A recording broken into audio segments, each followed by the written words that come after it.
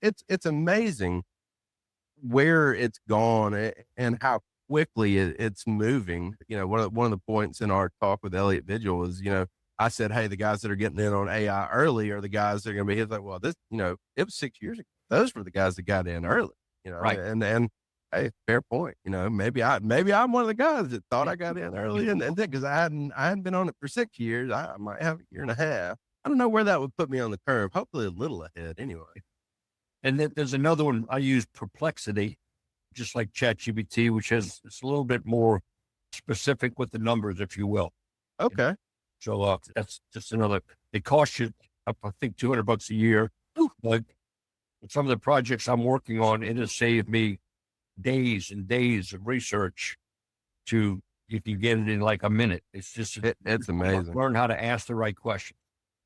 And tell it what you want. Like, so I asked a guy that uses a lot for some tips, and he was like, look, if you're asking it to do something, tell it to be an expert in that field. Hey, you're a civil engineer. How do I do a bypass? You're a author. How, write a book. It's amazing, just by telling it these little things, what the higher functionality you'll get out of it, rather than it sitting there looking from its perspective, I guess. I don't know that to me, it refined a lot of my search. Yeah. I mean, it'll even give you a chart of accounts. Say, I want to start this kind of a business. I need an accounting system. Give me create a chart of accounts, and it'll even do that for you. That's amazing. That's, hey, I need some of that going right now. All right. So let's get into a couple of these. Well, I've been in the business. I've been attached to the industry for 60 years, okay, starting in high school, basically. And I've grown several companies. I've sold several companies as a leader in some companies. I was very involved with the growth and the merger and acquisition side of the industry. The only other industry I've been involved with outside of equipment is the pipeline maintenance industry for oil and gas. And a friend of mine asked me to come in and help him grow that. And I did that, and then we sold it.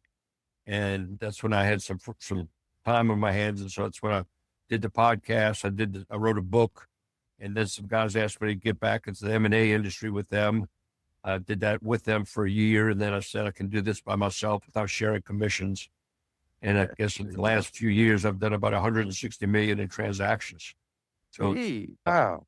I've been very fortunate. And, Charlie, I haven't left my house. I work out of my house, and I haven't had to visit these people. A lot of it's referral from other friends and stuff like that. And you just got to crunch the numbers and go out and market it in different ways, be it on LinkedIn. I do some direct mail. I do some direct contacts of regional companies who might want to grow to that area, that type of thing. So that's pretty amazing. The whole industry's been very rural. Not to mention that and there's nothing wrong with this, but they run so much stuff through the business that when you try to get an adjusted EBITDA number or non-recurring owner expenses, I would say, when you got 3 kids on the payroll for health insurance and car insurance and cell phones and all that kind of stuff, it's okay to do that. But then when you go to sell it, you got to be able to track that to quantify that those are the real numbers that won't be recurring, that will increase the cash flow of the business. Sure. No, that makes sense. That makes a lot of sense. And I've learned more about cash flow in the last year with this business. You just always think, you work your way down a P&L as you work in a corporate, as you work for somebody else. You have your top line numbers, then you fight like hell to take some of that down to the bottom line. But it's, in the small business world, it's not. So it's more about cash flow. If I can get that cash flow in the right place, I don't even have to necessarily hit my break even numbers, because everything's hitting at the right time. I've got the cash flow moving when I need to write the check. The money's coming in, but it's it catches up, right? It doesn't build that way forever. Right. And some smaller companies don't even do their depreciation until the end of the year. And when I got into the pipeline maintenance business, it was to prepare that business, to grow it, and to sell it. And so on our monthly financials, we had the EBITDA number every month as to where we were tracking. So we wouldn't have to go back and research all the shit to say, let's go back and calculate. You know, it was Oh just yeah, trust me. one of the standard stuff that we did. Yeah. Now, how at that level does that kind of data roll up? Because I know at the branch manager level, like, you know, the first 5 days of the month, I'm cleaning up last month. I'm the one researching those, you know, expenses and figuring out why something's in one bucket needs to go to the other. And I will say for United Rentals, you know, they had a very robust, software that made it relatively easy. It's still a pain, but it was easier than I saw it at other companies. Right. Well, always one of the targets was to close as fast as possible, you know, and if you can close in a week, then you can actually see where the problems are so that you can start adjusting for that month that you're already in and starting and see, like in pipeline maintenance, there's a ton of labor. Okay. And if you have guys in the yard, but if they're not out working, that's still an expense. It's unbilled labor and it's a real cost and it can kill you. Oh yeah. Yeah. I've got a buddy right now, his work's dried up and he's paying 2 crews to sit idle. Exactly. And, you know, I didn't really think about it, but you know, he made the point when you've got good people, you got to fight, you know, tooth and nail to keep them. And I've been preaching that from the top side. I guess I never thought about it from that end. You know, if they'd let me go back, I would, but I think they were after my 5-year plan, going back twice, I think they were ready for me to get out. So. They let me come back on game days every now and then. That's about it. Let's just say I wasn't asked to leave, but I left. Yeah, right. So talk about, you know, what you've seen the industry now going back to rental specific, what you've seen in the industry in the time you've been in. I mean, if you're in your 70s now, what, 50 years of watching it evolve? Well, there's so many things that have changed, Charlie. And so, like, I would say one of the biggest parts of the industry now is aerial equipment. You know, so when I was coming in, aerial was really just getting started. I mean, it just didn't exist. And now you've got specialty houses that do nothing but that. And so our business was kind of like contractors, do-it-yourselfers, medical, parties, everything. We had 17 locations all over South Louisiana. And so I migrated into bigger equipment as I changed jobs over the years. Okay. And then after Hurricane Katrina, when I opened up my own company with a couple of guys, I knew exactly what we needed to have, quite frankly. I knew how many compressors, which, you know, had slowed down a bit, compact equipment, aerial equipment, some earth moving equipment. You know, we didn't have any dozers, but we had some good sized excavators. And the key to that business is that we were located right next to the New Orleans Superdome, downtown New Orleans. I mean, right next door. And we would have customer parking for free on game days. We'd move all the equipment into a corner, and then the customers come in for free. And those who weren't customers paid $20, which helped pay for the beer and all the food that we gave to the customers. So You can't beat that. That's wonderful. What a setup. Think about how equipment has changed. There's so many more safety features. The equipment's so much smarter. You know, with telematics, you can do so much with that. I mean, it's just the world has changed over the years and just gotten better. I'm not big on all this electric stuff, quite frankly, that's coming into the market. Are we getting into the final tier 4? That's what we're talking about. Yeah. Well, I mean, just in general, you know, I always picture a skid steer in the middle of a job site that runs down and stops. And how are you going to get it back to the charging station versus grabbing a 5-gallon can of diesel and have it back running in 10 minutes? That's true. That's true. But now they got them like the little Roombas, you know, they sense that they're getting low and they tell you, hey, either you take me back to the base or I'm going back. You know, my golf cart, that derated itself a mile from my house down to 10 miles an hour and said, that's the only way you can make it home. It didn't know how far home was, but I guess it's got a certain distance that let me limp it on back. And again, technology and equipment's much smarter all the way around.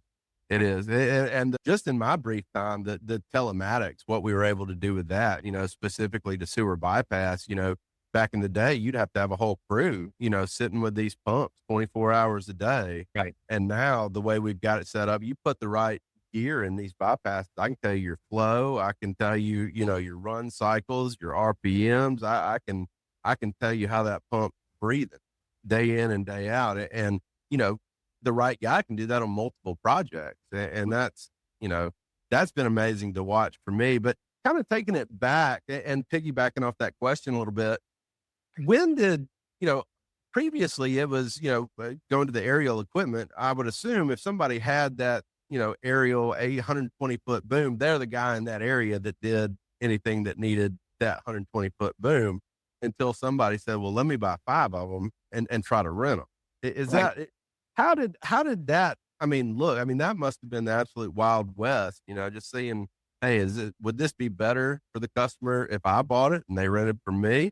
And then once you're rewarded with that decision and how it just blows up, it Yeah. must have been incredible. I remember us buying 2, back then it was called Selma lifts out of Selma, California. And they were like, were rough terrain, 32-foot height. And that was the newest thing that had hit the city. And unfortunately, my dad had the concept that bigger equipment, bigger debt, bigger receivables, bigger maintenance. And so we decided after having them a while, we got very big into cars and trucks, quite frankly. And at one point had a fleet of about 300 vehicles, all from Ford. I used to spend my Friday nights repoing vehicles, gonna bang on it he may have a gun, who knows? So I figured with Mother Nature, he's gonna have to go to the bathroom sooner or later. So I waited, and finally he got out and went into this apartment complex, and I jumped in and took all his shit. And I'll tell you what, on a separate note, one underserved market here is all rental companies have walked away from the homeowner. They used to all, maybe not center around the homeowner, but they took special care to have certain things that homeowners would use from time to time. And it's just gone, unless you want to go to Home Depot or one of those guys and pay out the nose. Yeah. Well, during the pandemic, those Home Depots thrived because people were working at home. And so suddenly they had all these projects to do. And so that's the kind of thing, electric jackhammers that anybody can use, floor sanders, just the stuff that you barely see in today's world, quite frankly. But those I are wonder, wonderful things for us. I wonder how they do with like It takes care of all the shit. yeah, yeah. Anything you don't want to do rolls to his desk. Yeah. Yeah. So he was the leader of the company, but like, let's open a branch in Texas. So somebody has to go there, get permitted, get a place, get all the supplies to the people, help hire the people, all those kinds of things. Oh yeah. So the place in Mississippi, they had an existing office and there's all this beautiful furniture in there, boardroom tables and stuff. And guys, I said, how much do you want for all this? He said, this stuff's worth about $20,000. And I looked around and I said, well, I can replace it all for $4,000. And he said, I'll take it. Yeah. Yeah. I fear that I may be in a similar situation there because I had a buddy of mine, in fact, a Marine colonel that lives in New Orleans. He's on one of those logistics bases. They're really, really good guy, but he does woodworking on the side. So he got some second growth cypress from down there and made this absolutely wonderful live edge bar top. And it cost not quite 20,000, but it wasn't far off. And if this place goes under, I somehow or another, that bar top's coming with me. It's called excluded assets. Yeah, that's right. That's right. Well, if you owe the money to the bank and you exclude anything, I doubt it. We'll see. We'll see. They're going to get their bite if we get there. Yeah. All right. So going back, let's talk a little bit now about the consulting that you're doing. I think you and I communicated via email that I've started a consulting business as well, but mine is based on selling. So I've got a strategy of fleet gapping for very specific, bypass customers that work on a very specific size of project. I can basically come in and say, okay, this is where your business is now. This is where you want to go. These are the size of jobs you want to go. These are the amount that are coming out.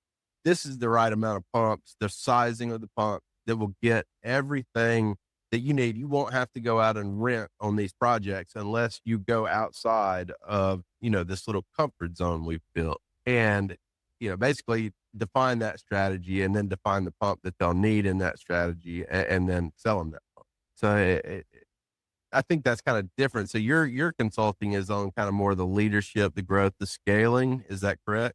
Yeah, and startups, when I was with Buckner, I ended up doing, I call it a new store opening plan and also a transitioning plan. If we bought a company, there's certain things that need to happen. But if we're going to go into another market, everything from the scratch pads for the salesman, you know, getting permitting and all those kind of things that had to happen. So somebody comes to me and says, I'm thinking about starting a rental company. I can give them this book, so to speak, about all the different aspects that you'll have to do in order to start numbering systems, things that people don't think about, software that you have to acquire.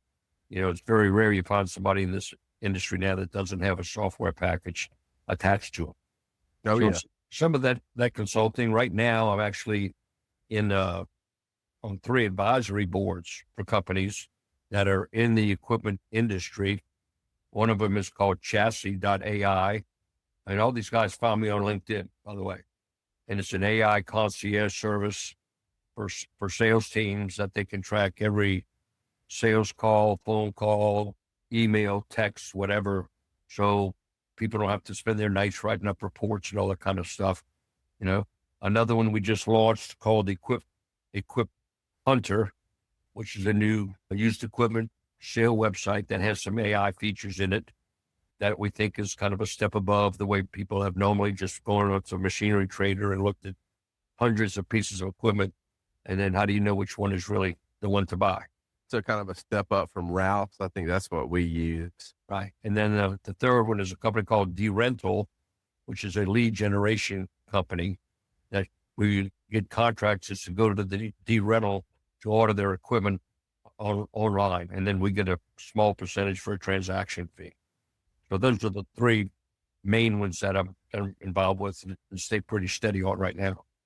Pretty neat. That is. That's, I guess I'm just not there yet. Nobody's going to pay me for my mind. So I gotta kind of find some back where I can get in. Well, I guess, I don't know, the fleet gapping is a bit of a mind, but it's really anybody could do it if they look close enough and really worked hard enough to figure it out. And it just kind of depends on the project. If it's a straight M&A deal, work off a certain percentage of the sale, not including real estate if it's in California or Florida, because I'm not licensed there. If it's a consulting deal, depending on what I think time it's going to take, there may be an hourly fee. And there's been some of these new startups that I'm actually doing it for equity in the company. Yeah. Oh, yeah. Gee, it's going to take off. Then it's better for me to have shares than to record some income. No, absolutely. You don't find a whole lot of people that are willing to see the forest through the trees and make those deals. You know what I mean? Right. Or that have the wherewithal, right? Not many people are in the position where they don't, need a paycheck coming in every week, Right. or can sustain operations long term without one anyway. Right. All right. So, yeah, I mean, I think we've talked great about how, the AI is starting to come in. I think we took it back to, kind of the beginnings of the industry in that, where you started to see things going from, okay, little skid steers and they to the big iron. That's not going to be just one company that owns it that goes around doing all these jobs. Right. Does that make sense? Yeah, most definitely. One of the funny, challenging jobs I had of the many that I've had was starting the cat rental program for the local cat dealer here. And so we took people from 4 different companies and got all their ideas together. I had my own ideas how things should work, but if we had a guy from Herc and if we had a guy from RSC, that could help and say, this is how we did it. And everybody brainstormed together to get the best ideas. So I opened 7 of those locations from scratch all over the state of Louisiana. So That's all.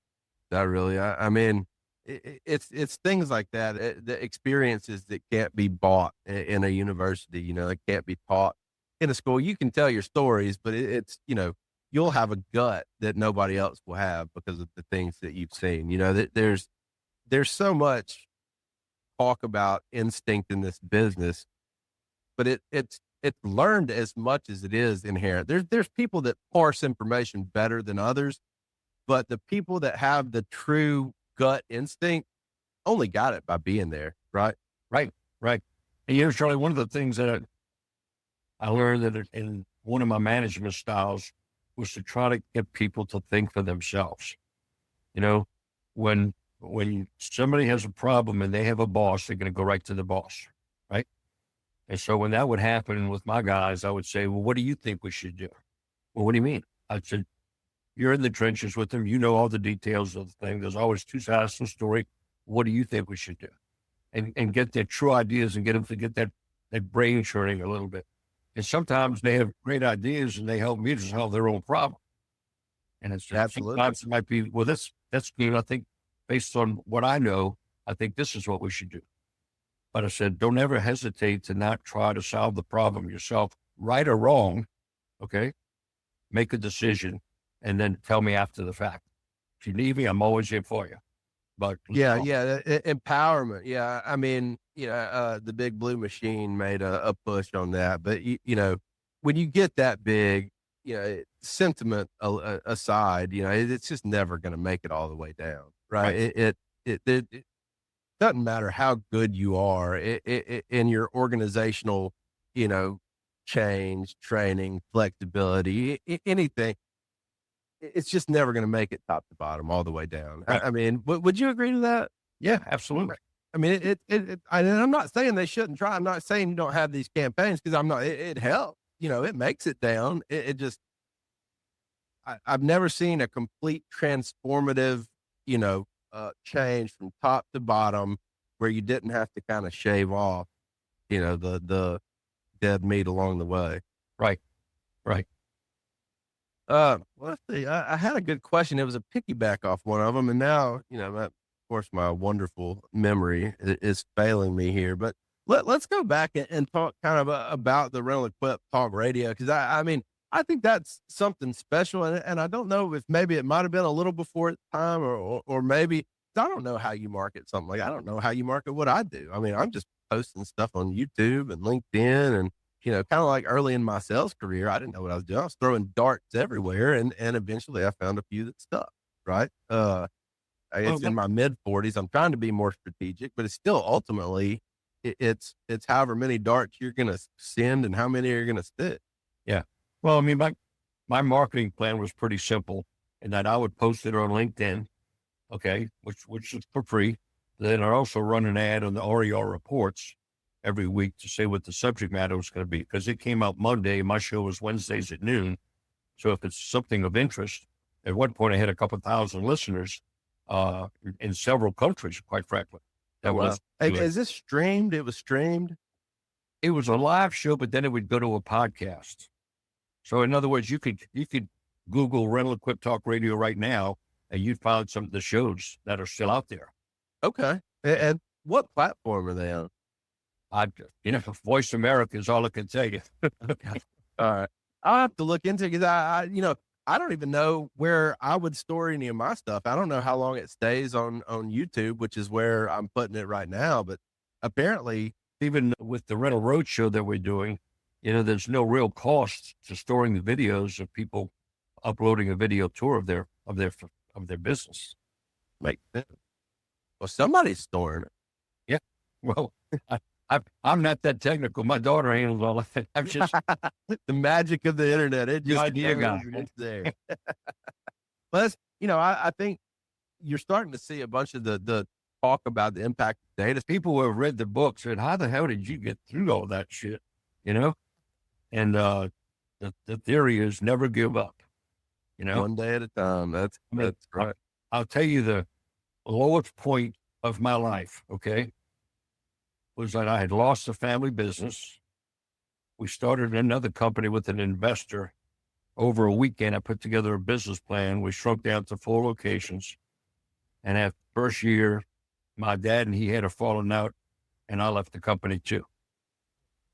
I was divorced, 3 kids, living in an apartment. I filed personal bankruptcy, business bankruptcy, and lost the company I had just started. I didn't have a job. I didn't own a car. And I'd gone for an interview with Robert Buckner at the New Orleans airport, the Hilton. And on the way back, I stopped at an intersection and I looked up and I said, here's where I am. And I just told you all the stuff, divorce, bankruptcy, kids, blah, blah, blah, new job. And I looked up and said, what the hell else can go on? And Charlie, if I'm lying, I'm dying. Smoke started coming out from under the hood. Oh, geez. My borrowed car from my dad. And I said, life's got to be better. Yeah. Pleasure. Stay in touch. Be on the show whenever you want, and best wishes to you. Good. Appreciate it, buddy. Take care. Something that's not talked about enough in the industry is You get burned out. You're a pretty screwed up individual that is unbelievably buzzed up and put together. that was something that happened to me. We are all human beings. I actually have a chance now to understand how to be better prepared. You don't have to talk to a person to get your whole job site off the ground and going. My daughter, she can sniff out the AI instantly. They're not your country. I told Anna, I was like, we're going to see real quick who runs a good restaurant. It doesn't matter if it's golf or cooking. You will get results when you love what you do. With Brandon, to go deeper in that, you and I have discussed, I think on the show before, burnout. That's a hazard in any industry, not just heavy equipment. So have you seen that on some of your side, Brandon? People that don't burn out kind of wear the badge of honor that you didn't burn out, but I don't think that's a good thing. I will definitely be one of those guys that, I'll just show you how hard I can go, how hard I can grind. You give up a lot of things, you lose a lot of things, and then later in life, when you get older, you start realizing how stupid that was, how unfulfilling that was. And it's just one of those things that honestly just didn't know anything. The restaurant business, we were all brainwashed to think that was what was expected. Yeah, 60, 70-hour a week, 6 days a week, never going home for the holidays, no weekends off. The burnout was really bad in that industry. I've only been in it for a couple of years. I'm sure there's some burnout effect to it, especially when you start getting into a higher level. And, you start dealing with the Target, it's going to develop, IKEA of the world. But there's so much more pressure going into that. Those deal cycles are years and years long. I can see that burnout happen there. I think deal fatigue is probably the bigger thing that hits people in the real estate world, on the commercial side of just deal cycles. I hear it all the time. I do leasing, I do sell, but do a lot of restaurant work just because of obviously my background. But the old guys were like, man, used to be able to turn leases over in, a month, maybe 2 months tops. Now they're taking 6 months, right? For me, being new here for 2 years, I don't know the difference, right? So I had to adjust to the deal cycle and just understand it. But even in my 2 years or right under 2 years, there are moments where I'm feeling that deal fatigue, just because it's just like, you feel like you got so much in your pipeline. You feel like you got all these things that you're supposed to do, but you just can't close it. 100%. Something that's not talked about enough in the industry is, mental health and how burnout can affect your mental health and how it can lead to tragic outcomes. I mean, not necessarily physically tragic, but career tragic, career suiciditis, I call it. Sometimes we get a little bit of a burr under our saddle and make poor choices. I had a customer here at Swingaway Golf Club the other day ask me, it's like, man, I can tell you're stressed. How's your mental health? And, for somebody that I considered a friend to ask about, that's not something guys really do, Barry. And this is a D1 athlete, right? I mean, I didn't expect it. I was taken aback, and it really caused me to reflect a little bit on how everything's going. But, if we're not having these conversations, we're doing everybody a disservice, because it starts somewhere and then it circulates. Absolutely. I will tell you, one of the weirdest things, I get the pleasure of connecting with a lot of different people. Thank you once again for the podcast today. Really unique people all over the world. And I get hundreds of messages a week, either directly through me or through my LinkedIn. And there has been a pattern that has been arising. I actually have people I got to follow up with today, and the mental health, the burnout, the stress, and I will tell you, I've been thinking a lot about it. And I think it's 2 things. And I think, again, in that kind of same vein of saying, like, I need to make something like that, because at some point it's going to manifest, right? At some point, something's going to happen that you don't even know what's going to come from those traumas, because you never address them, right? And again, I made my record being a Gen Xer. We grow up and you just stuff that shit down, right? But you don't talk about it, you don't bring it up, and everything's all over your door and fine. honestly, 47 years ago, something with the life. Just recently, I went to this. I called my sister and was like laughing, like told her kind of what I told you. She's like, yeah, of course, we actually kidding. We were screwed up. We just don't talk about it. But I also tell her how refreshing and freeing it felt. How I look forward to going back. I want to understand more about it. I have no shame about it. I don't feel weird about it. It's actually kind of like I'm at a point now in my life where self-reflection, the young people out there, and you do get to an age where you start realizing, you're on the downside, right? You want legacy. You want your life to mean something. If you're a parent, you really want to not screw your kids up, right? I mean, I think a lot of big part of being a good parent is not creating that something, right? Not creating bad people in the world, and also understanding they exponentially faster. It's learning, it's growing, it's getting better. So, I mean, I can remember in the beginning of this almost 4 years ago, it was almost kind of weird to use AI. Like, what do you mean you're using AI? Like, that's kind of, static, right? Like, when think about with Terminator days. Like, no, I mean, it's a tool, right? And when you were forced to budge, a gas combustible engine felt weird, right? Well, you have to adapt and you have to grow in these things. Technology pushes us. Now we're just in this unbelievable race that's happening. And if you aren't getting on this, you're going to be left behind so quickly that your jobs they won't exist, right? You have to adapt to everything around you and know how to use the tools as best you can. Elliot, to kind of play devil's advocate here, as we see the next generation, the younger and younger guys get into that ordering decision maker position, what kind of trends are you seeing on those guys making their choice purely offline? I mean, I know Equipment Share, some of the big guys, you don't have to talk to a person to get your whole job site off the ground and going. Are you seeing the younger generation liking that, or are they still kind of afraid of that? I'm going to play this two twists because I'm going to include each one of you, knowing Brandon's background as a chef, knowing your background in golf, and knowing my background in sales. Here's the biggest thing I'll tell you. I can go and play a golf simulator. It doesn't beat walking the course. I can go out and I can do Uber Eats. It doesn't beat a dining experience.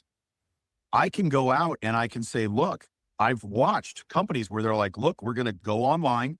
We're going to order up all of our equipment. Outstanding. Go do it. And then you open up the package and you realize it's not what I wanted. Right now, more than ever, talking about the golf course, talking about being a chef or in real estate, or speaking about how I work in sales, every one of us wants, and it's the biggest thing, we want a personal concierge and a /coach advisor. If you look, when you go onto Amazon, you're right. What are the ratings for that product? Why do you care about the ratings? Well, because I want a coach and advisor. Guess who that coach and advisor is? You have no idea. Are they an industry expert?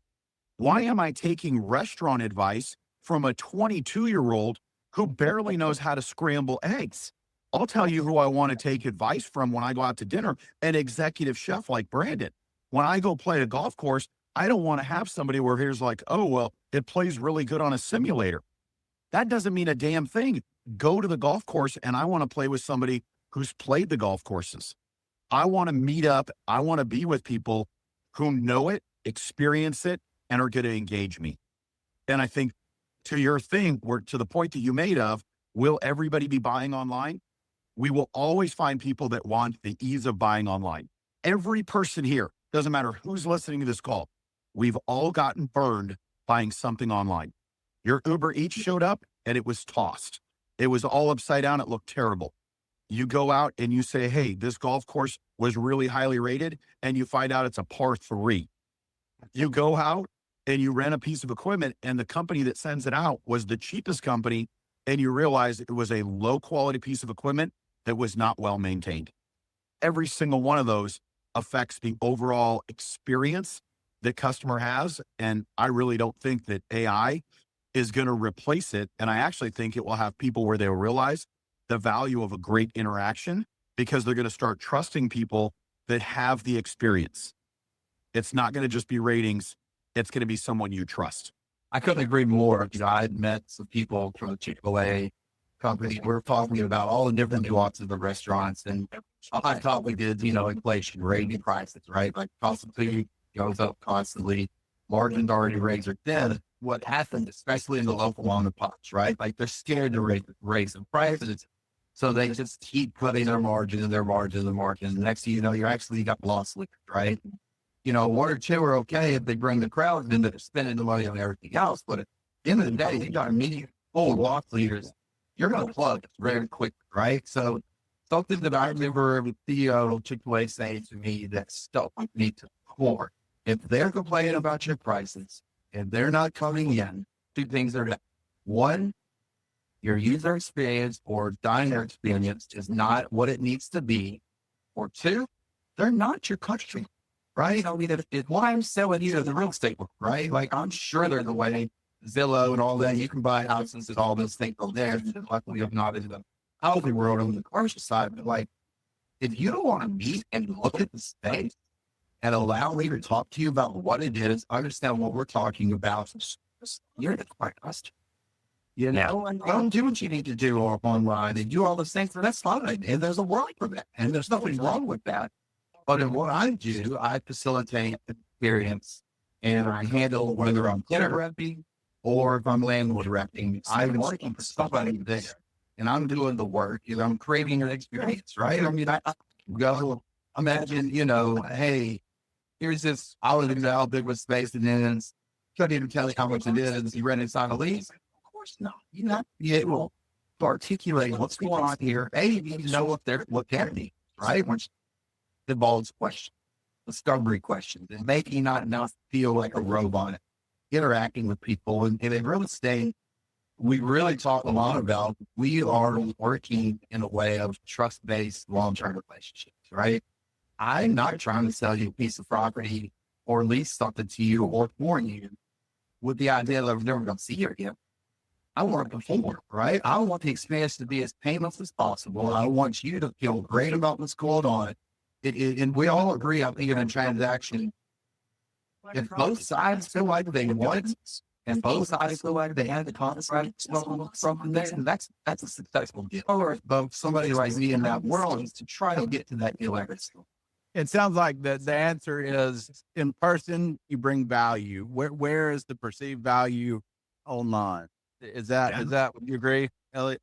Absolutely. I think the interesting thing that'll end up happening, which they've already done studies on this, is they've looked at it and they've proven. They actually did a study with children, small children, and they took photographs of people's faces and they had different emotions on them. And they showed these images to children and they realized now that generations have gone by, children have less understanding of all of the different emotions. And there's happy, there's sad, there's a couple of different emotions, but there's not the same gamut of depressed, frustrated, angry, confused. They're just looped into mad. And as these changes have come around, I actually think when someone can go out and make those personal connections, it will enlighten people that they're actually seeing more emotions. And I'm going to tell you one of the biggest phrases, and we all know this: emotion causes motion. Yeah. If you're really passionate about something, you would be amazed how easy it transfers to somebody else. If you walk into a restaurant, if you walk onto a golf course and somebody's like, oh my gosh, you're going to love the ninth hole. That person rolls up to the ninth hole and they look at it differently. Oh my gosh, you're going to, the lamb chops tonight with the jam. Oh my Lord. And all of a sudden that person's like, wait, what? Yeah, I found this real estate piece of property. You must see it. And immediately somebody's saying that transfer of enthusiasm is where sales are made. And it'll become a hotter commodity as time goes by. I think it's a skill that's not really inherently taught. I think a lot of times energy is something that you either have or you don't have. And I'm not saying it can't be learned, but when you learn something like that and you don't learn it in a way that isn't authentic, then it feels like that fake cup, that fake core, like to the point of what you're talking about your daughter. I mean, I am naturally a very high energy guy. I have been told so many times why he's so happy. My response is, why aren't you? Right? I mean, I woke up this morning, I got air in my lungs, the sun rose. I get to live another great day on this earth. Like, why aren't you happy?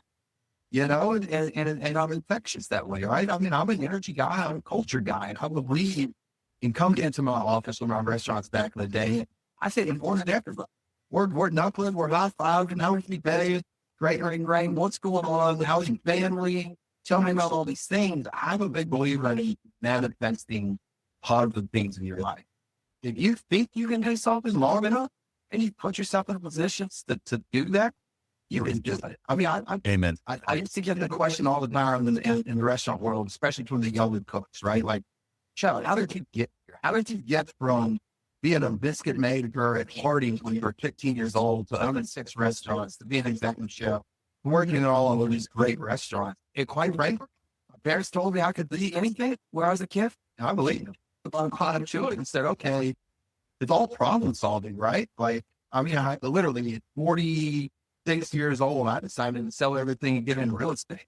That's crazy. With 4 kids, a wife, all the mortgage, everything I have. Everybody I knew was like, dude, you were nuts.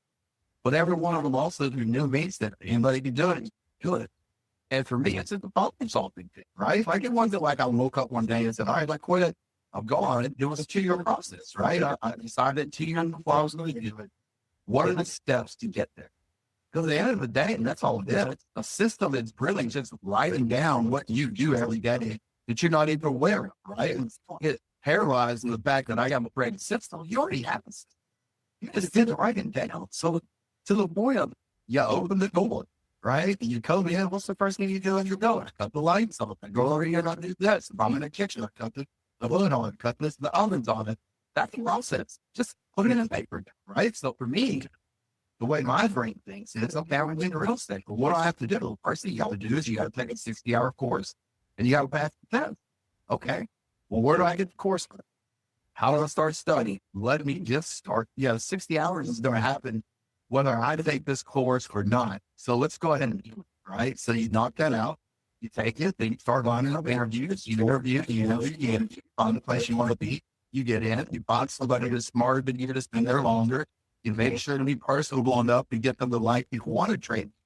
And then you learn. And you ask as many questions as possible. Be the F and G, right? The F to G guy. That's what it stands for in the restaurant world. Same thing every other restaurant. Yep. In kitchen confidential. So, it's always been that thing of like, you only have a finite time to be that person, right? Because at some point, if you're here 10 years, you ask the same question, maybe this isn't for you, or maybe I don't have the patience.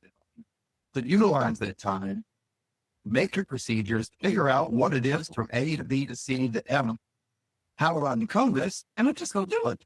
And that's just how I'm thinking about life. And now I'm on the cusp of being, considered a successful broker and doing the thing that I'm doing. And it's really the same way in one of the restaurant business. I put my head down, I busted my butt, I showed up, I'm physical, I'm survivable.